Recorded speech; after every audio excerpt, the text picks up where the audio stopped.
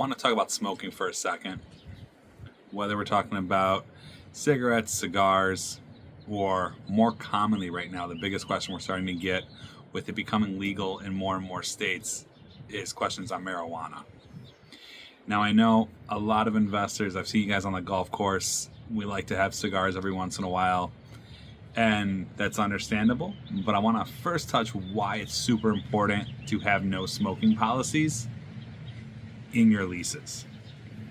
And this is for cigarettes, weed, whatever you want to talk about, cigars. Let your tenants smoke them outside. Set up a nice lawn area if that's something that you actually really want them to be able to do. But otherwise, let them find their own place of where they can go when they need to smoke. But here's a couple things. One, the smell of smoke lingers. You can't just wash a wall. You have to get an ozone machine. You have to do tons of scrubbing, repaint when maybe the paint still looks fine. Not to mention, it actually will cause the paint to turn yellow quicker. If you use a white or a light gray, it's going to start to get it to yellow. So we want to not let people smoke in our apartment buildings. The other issues is neighbor issues, right? If a neighbor has a sensitivity to smoke, now all of a sudden, because one person's smoking, the rest of the apartment building is going to have issues. And the ultimate goal when you're investing is to have tenants that can stay 3, 4, 5, 6, 7 years as long as possible. Because once you get that first year of tenancy, if you have a tenant for 1 year, I'm going to tell you right now, breaking even on cash flow is about as good as you're going to do. When you start to have tenants 2, 3, 4, 5 years, that's when cash flow starts to really become positive, because you don't have to worry about that turn, you don't have to worry about the vacancy and finding a new tenant and paying a leasing agent, all that stuff. So we want to keep tenants happy. We want to keep them in there as long as possible. So it is vital to make sure that we have a no smoking policy of any kind. Now let's more specifically talk about marijuana. Now that it's legal, first of all, it's only legal statewide. It is not legal federal. So what does that mean? Even if you wanted to, you cannot legalize it or have it be able to be smoked in an apartment that has Section 8, because that's a federal program. If they were to come in and smell marijuana, even though it's legal, they can actually stop payment and abate payment. And this has happened. We've had a tenant on a different floor that was smoking marijuana. We had to find them, get them to stop. But in the meantime, Section 8 came out for their inspection, smelt it, and did not pass to let a new tenant move in. So that's part one is, if you are going to do Section 8, we need to make sure that it's in the lease somewhere that you cannot smoke marijuana. We need to make sure that the tenants are not smoking it, because it's still federally illegal. Section 8 can withhold funds and not pass your unit if there's a stench in the apartment building or in the hallway.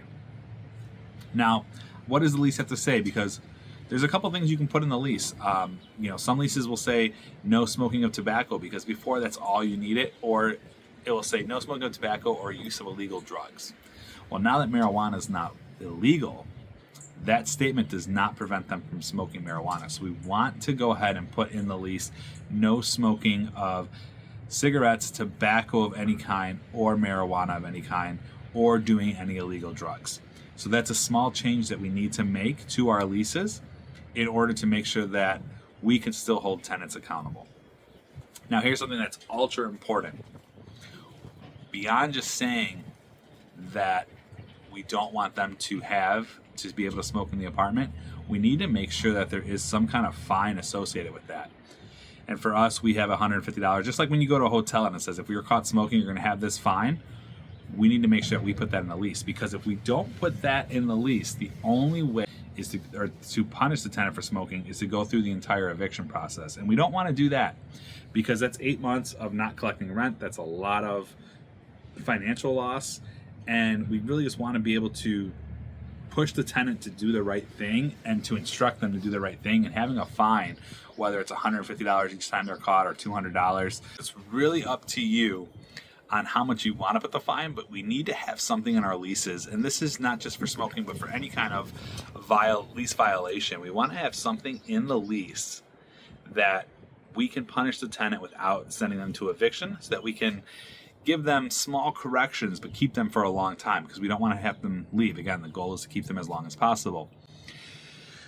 Another tip is also ban incense.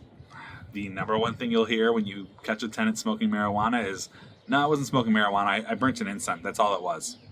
So by also banning incense, you don't have to worry about that. You can also find them the same way. Add incense to that line as a bonus. So you want to say, in the lease, there is no smoking of tobacco, marijuana, no lighting incense, and no using any illegal drugs on the premise.